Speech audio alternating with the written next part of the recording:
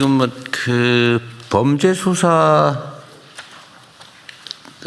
사실은 상당히 많이 밀려 있다 이런 얘기들이 있는데 일단 경찰은 상황이 좀 어때요? 저번에 제가 그 경비 인력 좀 많이 줄여서 저 일반 행정 인력으로 좀 전환하라고 했는데 그건 뭐 한 것 같고. 예, 한 2,000명 정도 줄여서 수사 인력을 보강을 했습니다. 그래서 경찰의 수사는 국수본이 2021년도에 국수본이 생기면서 경찰이 그 수사 종결을 하도록 이 법이 바뀌어서 수사 종결을 하다 보니 책임지고 종결하다 보니까 그 수사 기간이 좀 늘어났었는데 지금은 국수본 생기기 이전으로 그 수사 기간이 다시 짧아졌습니다. 그래서 경찰의 수사는 지금 크게 문제는 없다고 생각을 하고 있고요. 또 대통령님 말씀대로 그 집회 시위 대응도 과거에는 이제 사전에 예방적으로 이렇게 하기보다는 헌법상의 집회 시위는 국민의 그 기본권이기 때문에 이거를 사후적 예방적인 차원으로 이렇게 집회 시위를 대응하다 보면 추가로 더 인원을 이제 수사 쪽으로 전환할 수 있는 여력이 생길 수도 있습니다. 그런 부분들 이렇게 하면 경찰의 수사는 문제가 없다고 보여집니다. 하여튼 생활 치안으로 전환할 수 있는 부분은 최대한 전환을 좀 해서 예. 국민들의 치안 수요가 어쨌든 충족될 수 있게 좀 해주면 좋겠어요. 예. 그다음에 혹시 경찰 인력, 경찰은 숫자 꽤 많은 편이니까. 예, 그렇습니다. 조금만 조정해도 꽤 많은 인력을 확보할 수 있잖아요, 그죠? 예, 그렇습니다. 그래서 혹시 뭐 불편하다면 좀 그런데 비효율적인 부분의 인력들을 좀 최대한 조정을 좀 해서. 예.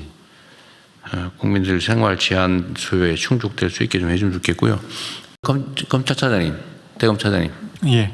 지금 뭐 일부 언론에 보니까 무슨 검사 1인당 사건 수가 뭐 500건이 넘고 뭐 처리를 못하고 있다 이런 얘기들이 많이 있던데. 예. 실제 상황은 좀 어떻습니까? 뭐 언론 보도된 사항들이 대체적으로 저희 통계 같은 것들을 확인해가지고 나가는 데이터이기 때문에 뭐 수치가 잘못되거나 그런 부분들은 없고요. 입선청사정들이 지금 뭐 알려진 바와 같이 많이 좀 어려운 건 사실인데 저희들 나름대로는 일부 인력 배치라든지 뭐 정규활동 조정 같은 걸 통해 가지고 할 수 있는 부분 좀 해보려고는 하는데 이게 좀 많이 한계치에 좀 다다른 상황이어서 그런 쪽으로는 인력적인 문제가 좀 보강이 안 될 경우에는 좀 많이 좀 어려운 상황으로 예상이 됩니다.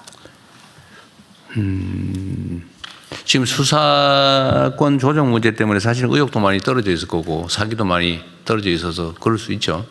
예, 뭐 그런 부분이 있습니다. 좀 혼란기이긴 하죠.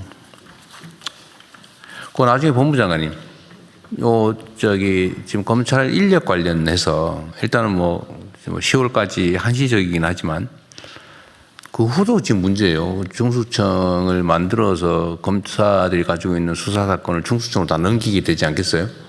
네. 근데 그 중수청이 시스템을 갖추고 제대로 역할하고 인력 뭐 조직 이거 다 갖추는데도 그 금방 부탁되는 일이 아니잖아요. 지금 이게 새로 만들다시피 해야 되는데. 네, 그렇습니다.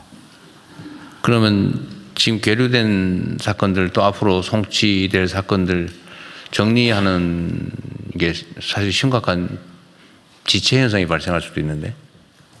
하여튼 그거 어떻게 할지. 현재도 지금 최근에 인력 조정을 해갖고 저 검사 직무대리를 한 12명 발령을 했고요.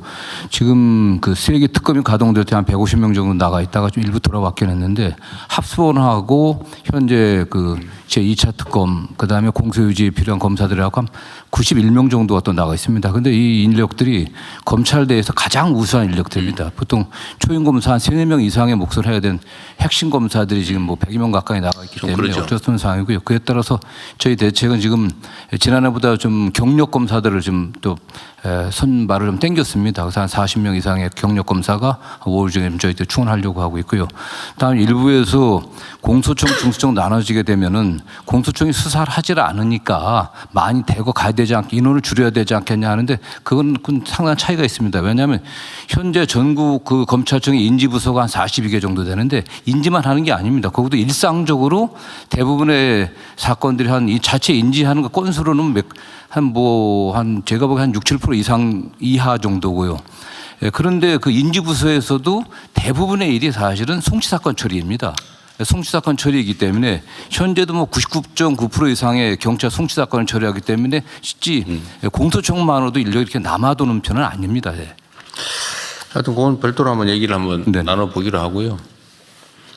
근데 저 대통령 한 말씀만 더 드리면 지금 이 안전과 관련해서는 지금 뭐 전체 범죄 건수가 지금 급증하는 것도 사실이고 그다음에 폭력 범죄는 약간 줄어들고 있습니다. 다만 지금 제3범죄가 성범죄가 상당히 급증하고 있고 여기에 지금 지체가 많이 되고 있으면 상당히 어려운 사건들이기 때문에 근데 문제는 뭐냐면 제가 여러 차례 대통령께 말씀드렸지만 이 수사가 문제가 아니라 지금 현재 규정시설의 수용 정원이 56,641명입니다.